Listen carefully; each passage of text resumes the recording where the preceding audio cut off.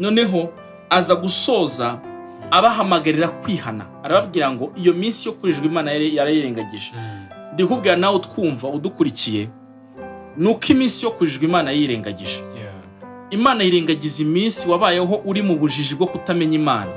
Imana yirengagiza iminsi wabayeho utuka Imana, urwanya Imana, ufite ibyaha, ubaho mu buzima bw'ibyaha. Iyo tuvuga kubaho ubuzima bw'ibyaha, ni imibereho yuzuye ibyaha buri munsi, bimeze nk'ibiryo bya mu gitondo, saa sita na nijoro. Ubuzima bwawe ari ukwibiraho mu byaha. Iyo minsi yo kujijwa Imana irayirengagiza, ariko ikagutegeka kwihana. Itegekera abantu bose kwihana, bakizera ubutumwa bwiza kugira ngo bakizwe.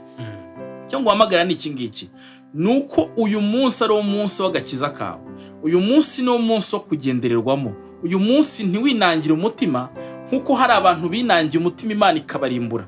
Uyu munsi ni wumva ijwi ryayo ntiwinangire umutima. Ijwi riguhamagara rikubwira ngo ihana ibyaha byawe, wizere ubutumwa bwiza.